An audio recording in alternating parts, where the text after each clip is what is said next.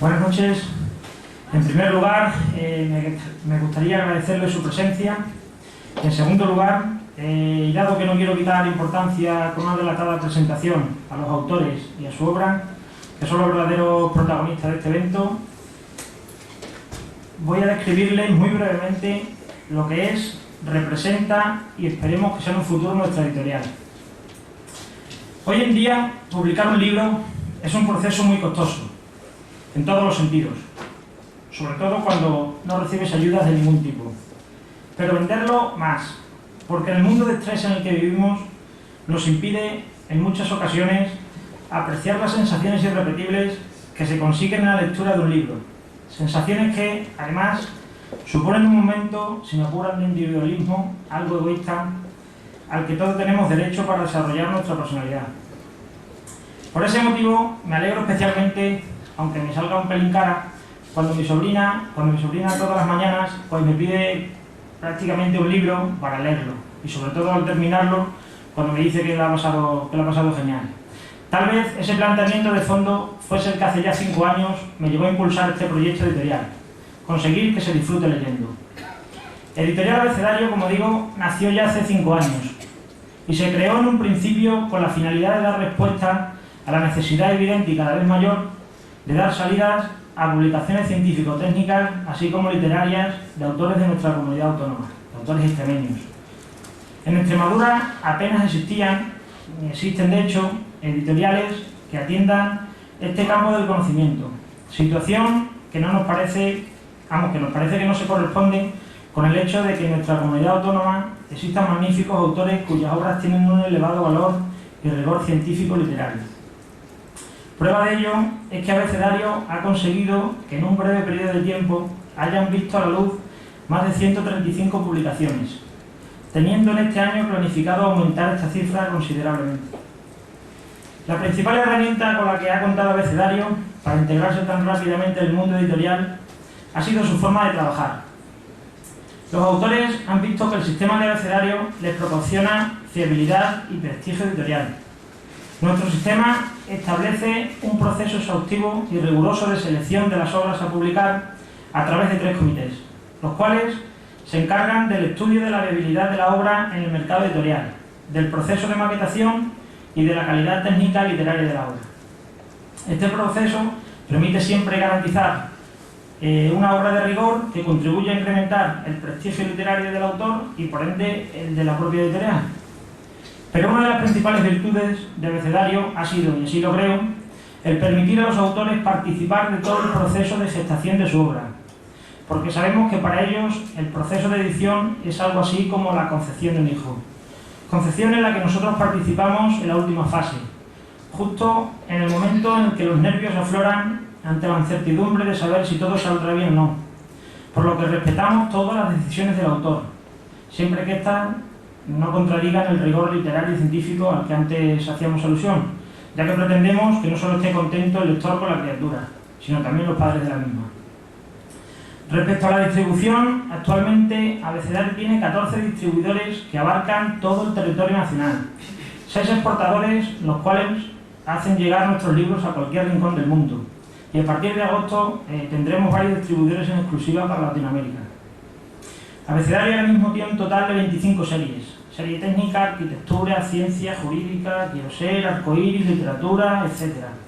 Precisamente dentro de esta última es donde está encuadrada la obra que hoy tenemos el gusto de presentarles, con la que bajo el título Sabemos quién quiso matar a Franco, los autores Ana María Cabezudo y José Luis Gutiérrez nos narran de forma apasionante, así como excepcional, la historia sobre el fallido atentado que en 1937 dirigió el anarquista catalán Jaime Ralbanús, ayudado por varias personas de la provincia de Badajoz y Cáceres, contra el dictador. El título de la misma puede dar lugar a la equivocación de pensar que es solamente un relato histórico, y realmente no es así, ya que la opinión de aquellos lectores que han tenido ya el placer de recorrer las páginas de este libro, ya que la mía en este caso pues no debe importar, hacen hincapié en que no es una obra de historia, sino que me contaban apasionadamente, destacando que es una novela con una trama narrada con todos los ingredientes que hacen llegar a lo más profundo de los sentimientos. Bien, como les decía, el objetivo actual de esta serie, literatura, no es otro que hacer un viaje por la historia, que cada uno de estos autores desee contarnos, de forma que el lector pase un buen rato disfrutando de ellas, con la ventaja de saber que además, y en algunos casos, esta está escrita por un extremeño. Desde Abecedario creemos firmemente que en un momento de la historia en el que todo es invadido por la tecnología, y aunque en muchos casos esto pueda ser una ventaja, que debemos y vamos a impulsar, le pese a quien le pese, el hecho de que sigamos disfrutando de la extraordinaria experiencia que constituye leer un libro. Vamos a fomentar que Peter Pan viva más años en nuestra mente. Bienvenidos, pues, en esta ocasión al apasionante viaje que les hemos preparado en connivencia con los autores, viaje del que, quién sabe, a lo mejor cuando lleguemos al final del mismo quieran ser escritores, o incluso, aún mejor, apasionados lectores, disfrutando con ellos de infinidad de sensaciones. Bien, bueno, antes que nada me permito informarles que dentro de la serie Quiero Ser, que es una serie que va enfocada principalmente a facilitar a los chavales de educación secundaria y bachillerato pues la elección e información sobre las diferentes profesiones que pueden elegir, el autor, don José Luis Gutiérrez Casalá, pues nos estaba elaborando el título Quiero ser historiador. Bien, yo no quiero restar más protagonismo a los verdaderos artífices de este evento, por lo que le cedo la palabra al señor don Óscar Alonso Asensio para que siga con la presentación. Muchas gracias.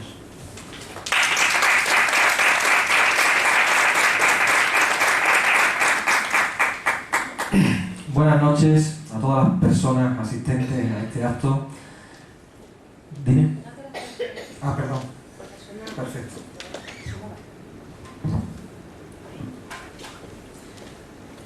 Buenas noches. Disculpad que me haya aproximado tanto.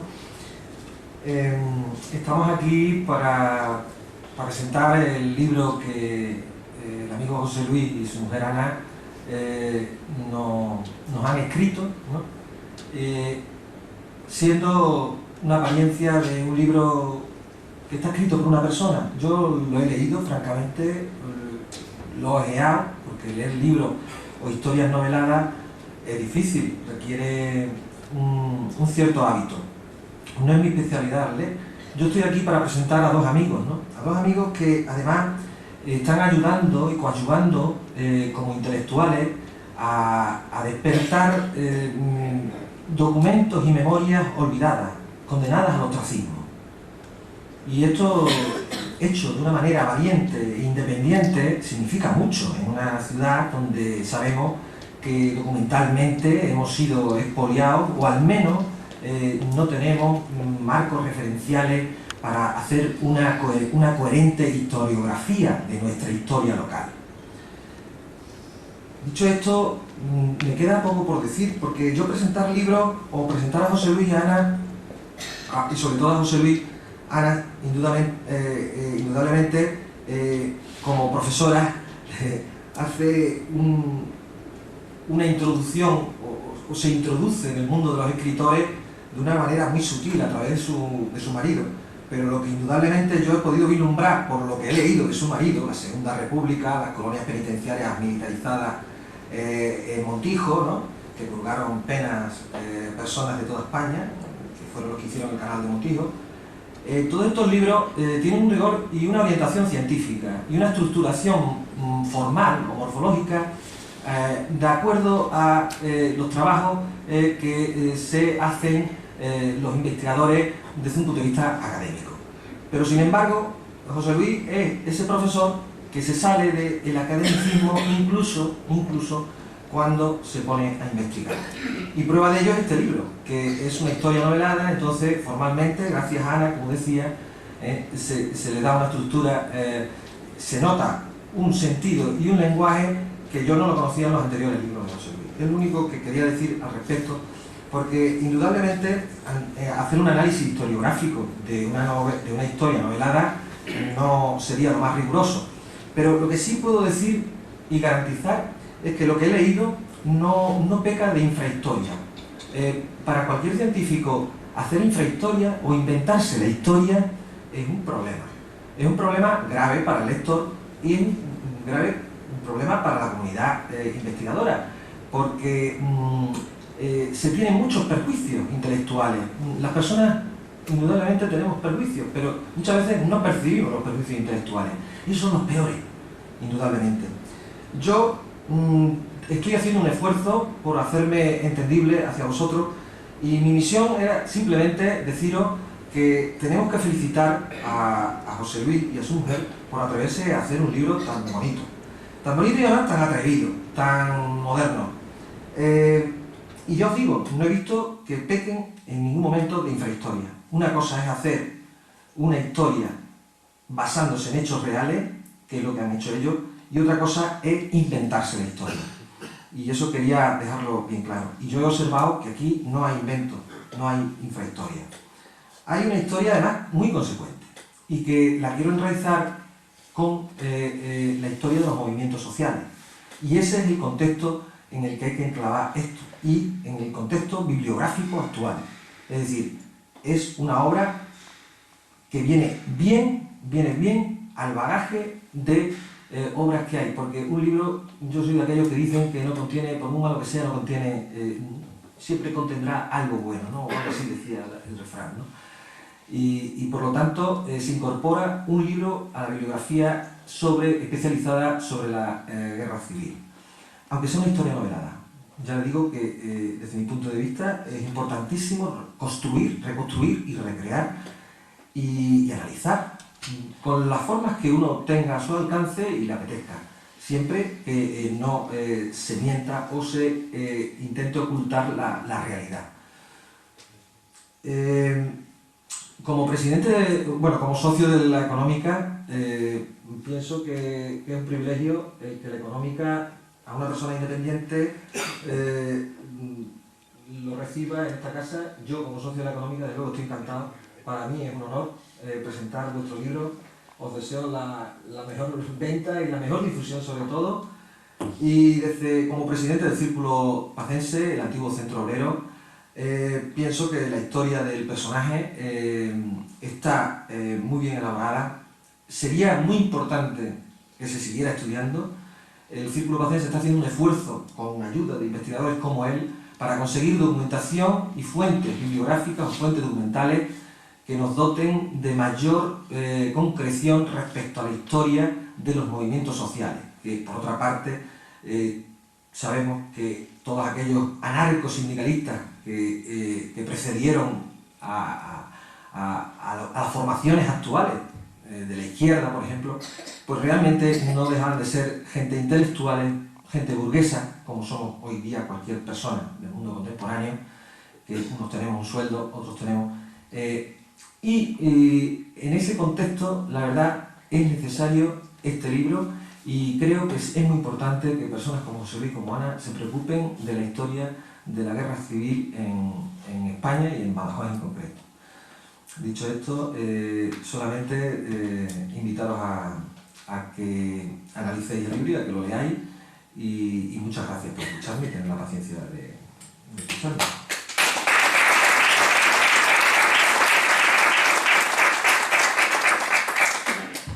Hola, buenas noches. Aún recuerdo aquella mañana en la que José Luis me llamó al colegio para decir que había encontrado unos documentos muy importantes. No quiso detallar más por teléfono y claro está, empecé a sentir una gran curiosidad por conocer de qué se trataba. Cuando llegué a casa y me lo contó, entendí que estuviera tan inquieto e ilusionado. Realmente era una noticia inédita. Fallido atentado a Franco. Ya solamente escuchar estas primeras palabras me impresionó muchísimo. Continuó diciéndome que fue a principio de la guerra por parte de un anarquista catalán llamado Jaime Ras-Banús, y lo más sorprendente, aún no lo había escuchado.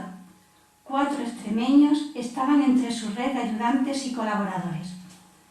Era francamente una temática muy interesante y tenerla entre nosotros era, así lo sentíamos, de una gran responsabilidad. ¿Cómo podría difundirse esta novedosa e impactante noticia como debiera? Ese fue desde aquel momento el objetivo más importante en un periodo de tiempo más o menos largo.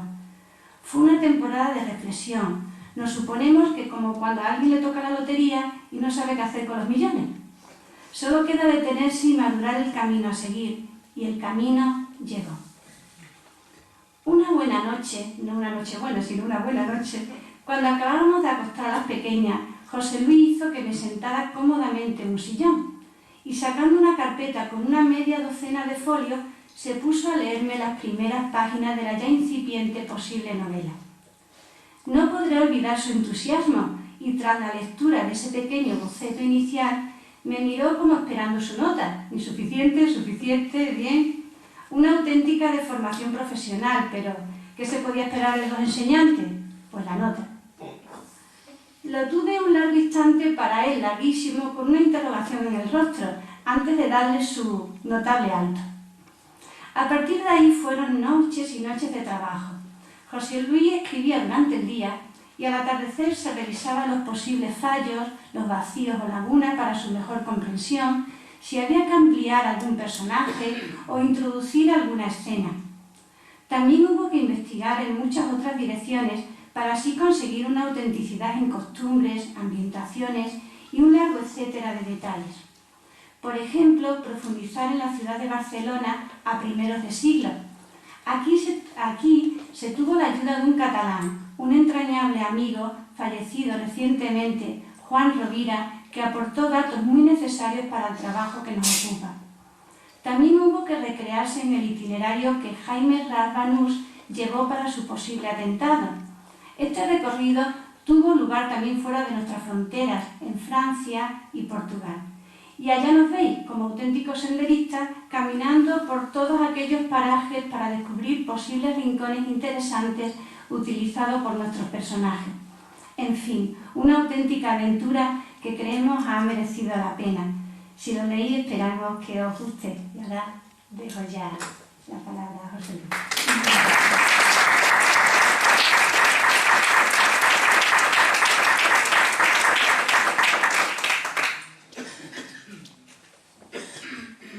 Buenas noches.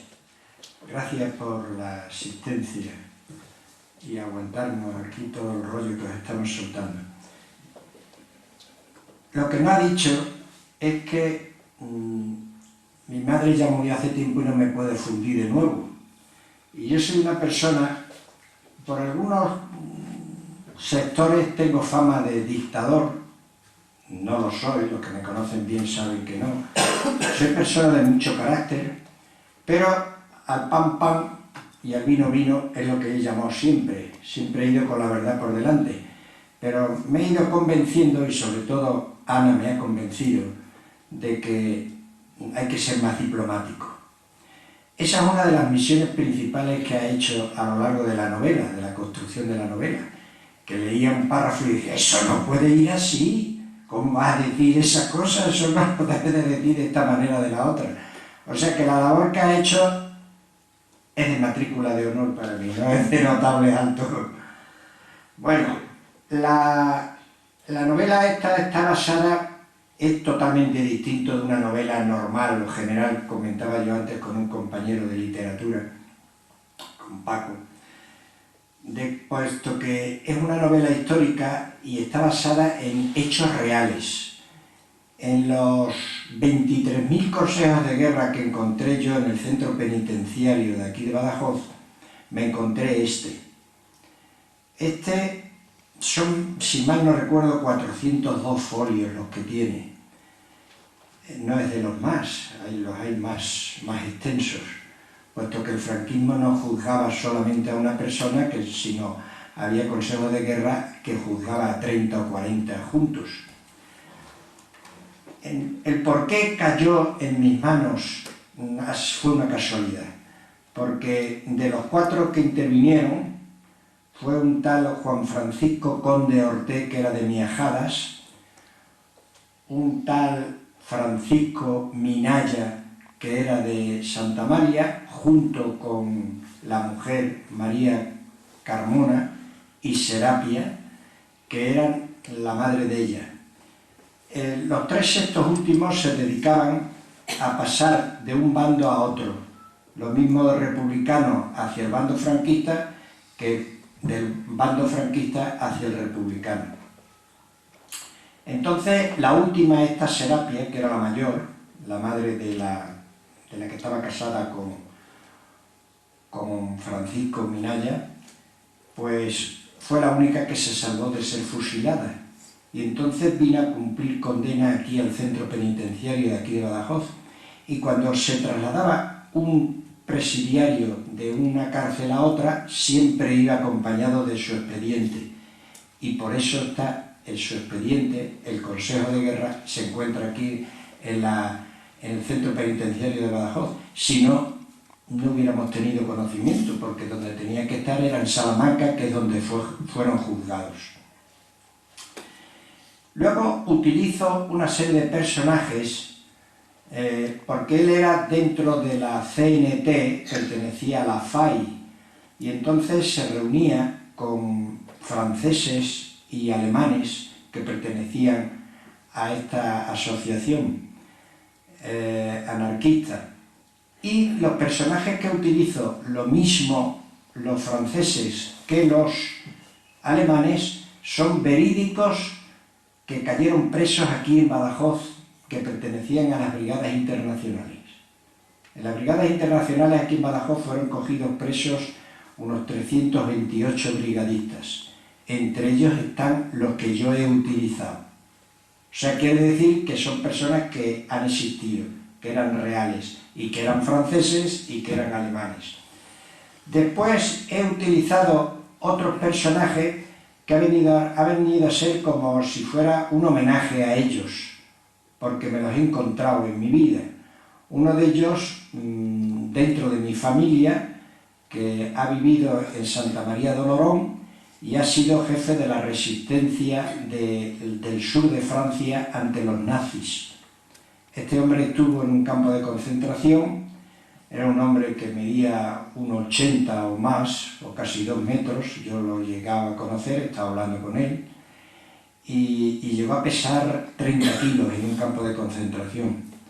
Estuvo prácticamente toda la vida comiendo dosificadamente hasta que ha muerto, porque el estómago no podía admitir más cantidad de comida. Entonces, como homenaje a él, lo he utilizado de que formaba parte como contacto dentro de Francia en el complot que crearon para atentar contra Franco. Luego otro personaje, y aquí puede que haya personas que lo hayan conocido, fue el padre José Ramos, Pepe Ramos, Paúl. Aquí ha estado en los Paúles, estuvo de los años 65 a 70, y era un hombre que cuando en el hospital provincial estaba muriendo una persona sin nadie, sin familiar ninguno, este hombre estaba allí en la cabecera de esa persona. Cuando la policía tenía algún problema con prostitutas o delincuentes, acudían al padre Pepe para solucionarlo. Era un hombre entregado, un sacerdote envidiable.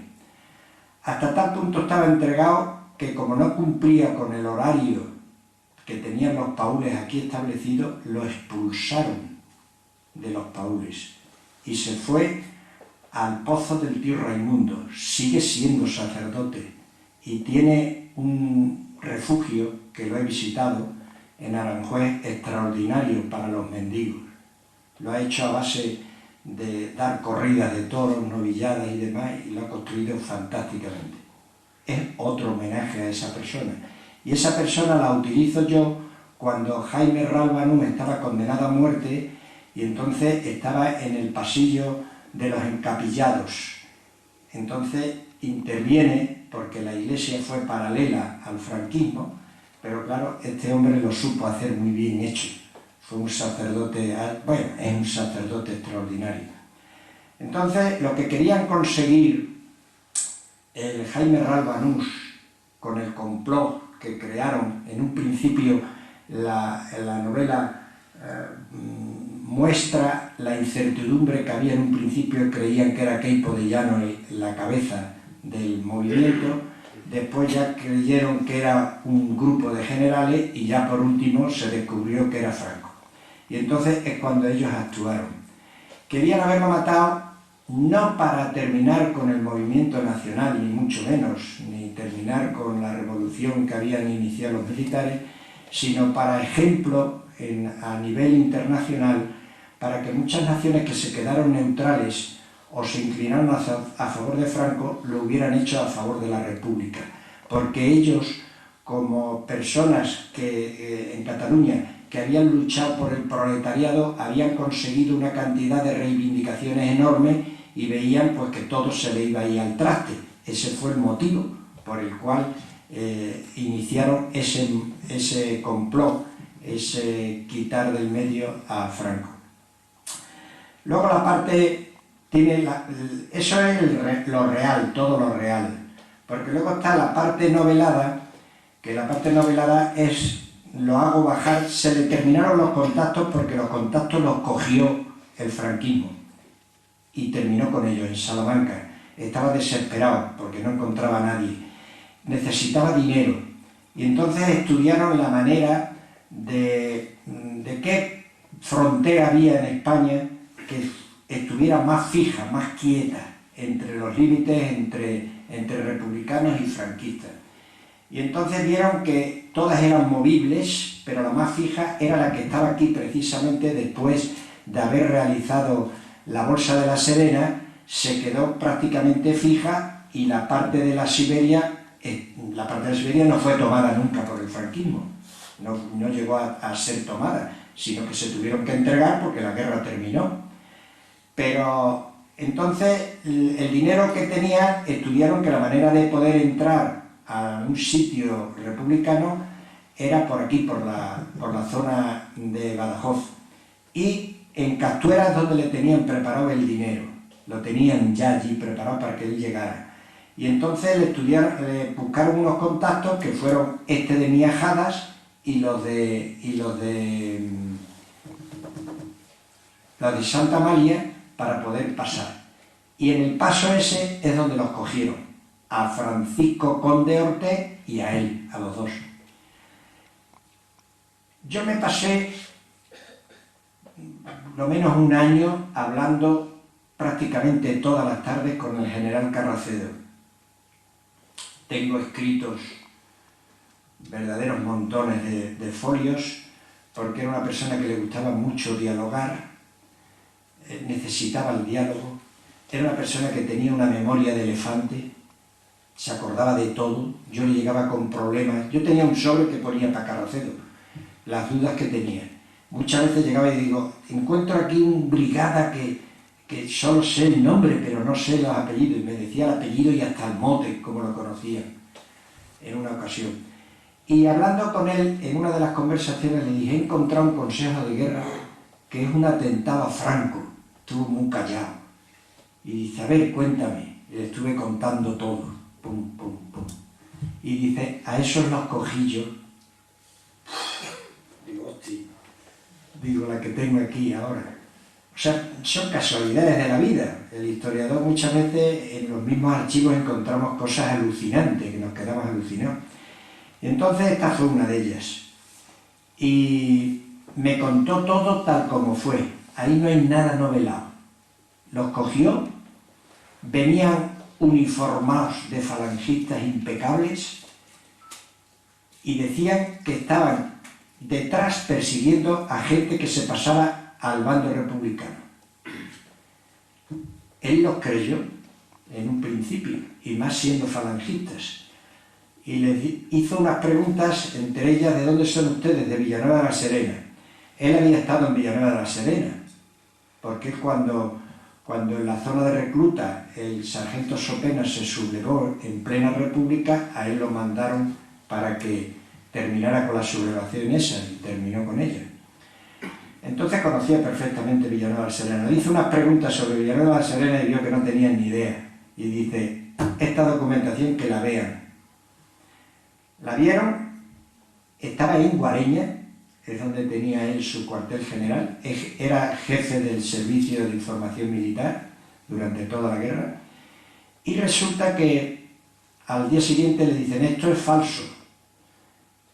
Y dice, bueno, dice, hay que andarse con mucho cuidado, porque esto puede ser altos jefes de Falange y no vayamos a meter la pata, y claro, le costaba a él caro. En época de guerra, meter una pata de esas así era grave. Dice que se lo lleven a Badajoz, que se lo lleven a Salamanca, donde sea, pero que me demuestren por qué es falso. Y todos los puntos donde está la falsedad. Entonces los alojó en un palacete de Guareña, bien instalados. Hasta tal punto que él veía que reconocía que estaban aburridos y les regaló un libro de Chamizo, del cual hemos metido dentro de unas páginas una de las poesías bonitas de Chamizo. Y le dijo, bueno, ustedes son mis invitados. Los tenía vigilados simplemente, pero eran invitados. Al cabo de unos días le llegó la documentación con toda demostración que eran falsas. Todas, el nombre, los apellidos, todo era falso. Entonces ya cogió y les dijo, digo, ya ustedes son mis detenidos. Y entonces vino un proceso, todo esto contado por Carracedo. Vino el siguiente proceso, hizo 2 o 3 equipos con oficiales y con suboficiales, y un cabo, un soldado, iba con su máquina de escribir y empezó a someterlos a preguntas continuas. Terminaba un equipo, empezaba otro. Terminaba el otro, empezaba el otro. Y así fueron todo el tiempo, acosándolos. La diferencia entre Juan Francisco Conde Ortez, que era de Miajada, y Rálvano era totalmente diferente. Rálvano era una persona culta, una persona de estudios, muy preparado, y sin embargo el otro era una persona que era de campo, pero que tenía unos problemas horrorosos. Tenía problemas con la mujer y con un hijo que había huido y todo, porque los calentaba. Entonces este hombre tenía trampas por un tubo, y cuando le hacían las preguntas él soltaba tacos, hijo de tal, hijo de cual, su madre, su padre, su tal. Hasta tal punto que llegaban el oficial, a lo mejor Carracedo, y decía, este hombre yo no lo aguanto, no puedo con él. Y le decía, no se os ocurra tocarlos, no se os ocurra nada, si no los aguantáis os salís y punto, y que empiece otro. Y así hasta que un día llegó él y no estaba el Francisco Ortez, Conde Ortez, no estaba en la habitación. Se fue enseguida a la ventana, era un piso, un principal, piso alto, se fue a la ventana, no vio rastro ninguno, y ya un soldado se metió en el cuarto de baño y estaba colgado. Se había colgado y había quedado todo escrito. Entonces ya ahí se descubrió toda la trama.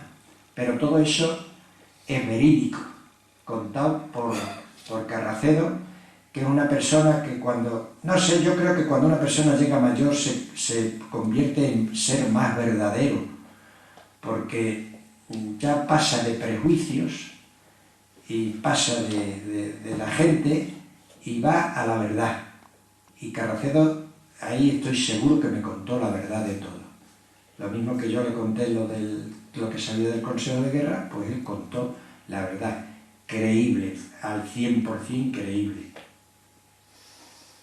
Y luego con eso quiero explicarles a ustedes y que vean que es una historia que es novelada, porque no ha tenido más remedio que ser novelada, porque contar un consejo de guerra, los 402 folios, se lee uno el primer folio y ya se ha enterado ya uno de todo, ya lo demás son artículos, son volver otra vez sobre lo mismo, etcétera, etcétera, no tiene nada en concreto.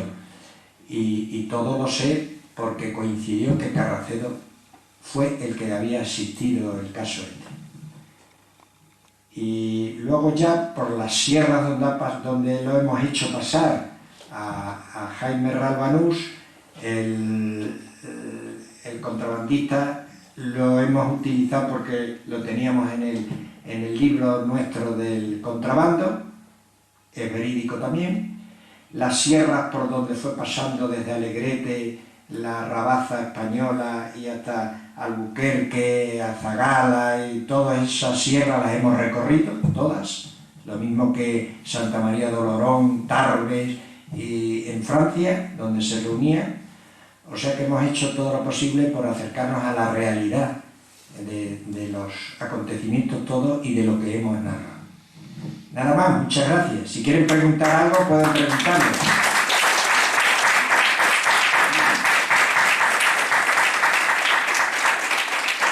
Y cuando lean el libro, si me ven por ahí o me llaman, pueden también preguntar cualquier duda que les surja a la lectura del libro. Estoy a su disposición. Muchas gracias a Abecedario. Si, no sé, aquí algunas personas no las conozco, pero si hubiera alguna de las autoridades, deben de ayudar a estas personas jóvenes emprendedoras, porque están haciendo patria chica, que eso es muy importante. Y gracias a Óscar por habernos ayudado en la presentación, se lo tenemos muy agradecido. A mi mujer luego se lo agradeceré. Bueno, espera un momento porque me parece que te querían hacer Sí. preguntas, José Luis. Sé que es una novela histórica, ¿no? Y entonces quería preguntarle, aunque es difícil la contestación, ¿qué tanto por ciento de historia y qué tanto por ciento de novela?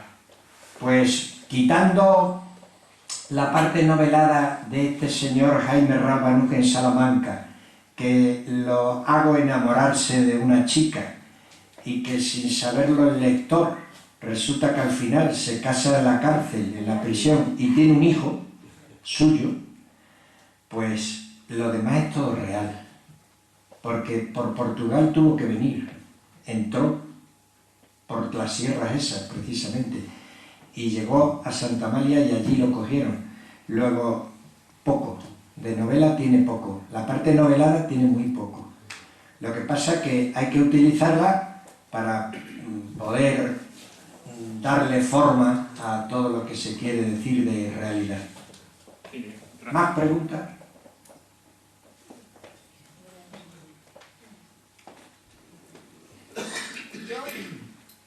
Buenas noches, yo soy de Santa Amalia. Sí. Entonces, pues claro, me ha llamado poderosamente la atención el nombre de las personas que usted ha citado allí, Sí. porque aunque no eran contemporáneos míos, lógicamente, Sí. pero conozco a todo el mundo en Santa Amalia. Y quería saber precisamente los nombres de estas personas que usted, o sea, que usted asegura Sí. que si son reales estos nombres, porque de luego el apellido Minaya, por supuesto, es de Santa Amalia, y esta Caserapia, Carmona, también la tengo oído. Sí. Le voy a buscar la familia a la que pertenece y voy a preguntarle, voy a interesarme por esta historia y voy a indagar sobre ello. Y lo que quiero agradecerle es que una persona como usted me haya traído a este presente estas personas que pertenecen a la historia de mi pueblo. Sí, muy bien, le contesto. ¿Usted es de Badajoz? Yo soy de Santa Amalia. ¿Pero vive aquí en Badajoz? Vivo aquí en Badajoz. Bueno, pues yo le puedo proporcionar una fotocopia de un amigo catalán, periodista, que vino y se fue a Santa Amalia y la familia negó todo. Sacó en consecuencia que se avergüenzan. Porque yo que he sacado testimonios de tantísimas personas, todavía hay personas que tienen miedo, personas mayores, tienen miedo de hablar de cosas de la guerra. Incluso nos hemos encontrado nosotros, me parece que fue en Aceuchal o en Almendral, al jefe o al director o al encargado del registro civil y me dijo, ¿cómo? ¿De la guerra? ¿Usted qué va ahora a investigar cosas de la guerra? Déjese usted ahora de lío, de follones. Y tuve que acudir al juez del cual pertenecía este señor para ponerlo firme y que me diera lo que yo pedía. Bueno, pues esto yo le daré el reportaje, es un reportaje bastante amplio que salió en los periódicos, lo tengo yo, y viene toda la familia, incluso vienen fotografías de ellos y lo niegan. ¿Por qué lo niegan? No me extraña el que lo niegue. Yo tengo el consejo de guerra, yo no me estoy inventando nada. Les puedo dar una fotocopia de la portada del consejo de guerra en la cual vienen los nombres de todos ellos. O sea que no es invención. Luego, esas personas sí existieron. Sí, en el libro vienen perfectamente. Me parece, él era Francisco Minaya Morcillo y el de Miajada era Juan Francisco conde Ortet. La que estaba casada con Minaya era María Carmona, no me acuerdo el otro nombre cuál es, el otro apellido, y la madre Serapia Carmona. No, la otra no era Carmona, era Carmona de segundo apellido, la madre que era Carmona, Serapia Carmona, que fue la que no fue fusilada. Porque otra de las cosas es que el franquismo tardó en fusilar a esta persona porque explotó el hecho de haberlo cogido y tardó bastante. Luego hay una cosa también muy importante que me he quedado para atrás, por eso me gustan las preguntas, porque luego no recuerda cosas, y es de que fue asistido, el Código de Justicia Militar dice que tenía que tener asistencia de un defensor. Entonces el defensor solía ser un militar, y entonces el militar, yo según he visto en los consejos de guerra, pues no hacía tal defensa, ¿eh? Entonces a este señor, a este Jaime Ralbanús, le buscaron un abogado que se llamaba Pablo Gil Sánchez, que era, me parece, natural de Palencia, y que se dedicó durante toda la época del franquismo a defender a republicanos, entre ellos a este. Y por ese hecho fue él sometido a consejo de guerra y condenado a 30 años de prisión. Este abogado, real, también.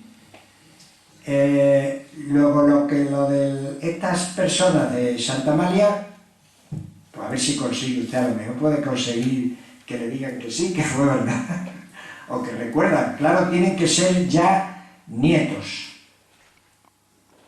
y los nietos tengan en cuenta que una de las características de la memoria histórica, de que se esté haciendo parcialmente, que para mí es remover un poco la caca, es para politizar a los nietos, que no quieren la política, no quieren saber nada de política. Y por eso lo están haciendo. Porque no tenían por qué hacerse propaganda de nada, que los desentierren tranquilamente y que les den entierro. Yo soy partidario de ello, que lo hagan, me parece estupendo. Pero que no se utilicen esos otros. Luego estas personas, puede que ellos sean de esos que estoy diciendo, de los nietos que no quieren saber nada. Y entonces ante el periodista lo negaron. A ver si ahora hablamos y yo le puedo proporcionar la fotocopia del periódico. ¿Alguna otra pregunta? Yo como enseñante me gusta que me pregunten porque yo he aprendido mucho preguntando. Es como más he aprendido, más que estudiando. Y además ha sido interesantísima. Preguntando. La intervención de la señora ha sido interesantísima. Porque yo opino diferente a ti en el sentido de que no hace falta que ellos confirmaran, que la familia confirmara nada. Simplemente con la investigación de vivir, de ser de Santa Amalia y comprobar que hay una concatenación de hechos y que hay una relación de causalidad entre lo que este señor investiga y lo que usted vive, ya de por sí es un testimonio, se convierte en testimonio. El hecho de que muchas fuentes documentales y de investigación se acuda a los testimonios no significa que tenga menos rigor científico, ¿no? Pienso yo. Y más cuando los testimonios son de primera mano, es decir, que no hay una intermediación, una mediación. Y a mí, por supuesto, también, en eso sí estoy de acuerdo contigo, que lo más que me gusta de comunicar algo, de presentar un libro, es el diálogo que se pueda entablar, porque eso es lo verdaderamente interesante, ¿no? Yo no voy a dar el acto por terminado, a no ser que me dé permiso el presidente de la Económica, como socio de la Económica, pero dejártelo a ti, o dejárselo a tu mujer, o dejárselo a estos jóvenes editores, que son también valientes, no me parecía procedente. Entonces, si quieren ustedes, damos por terminado, ya que no hay ninguna pregunta más, y buenas noches y muchísimas gracias. Muchas gracias.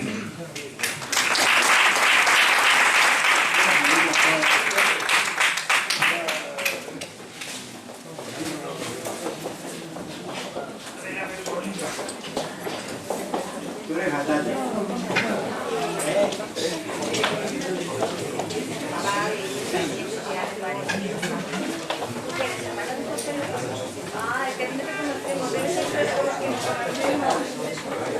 El único. Juan.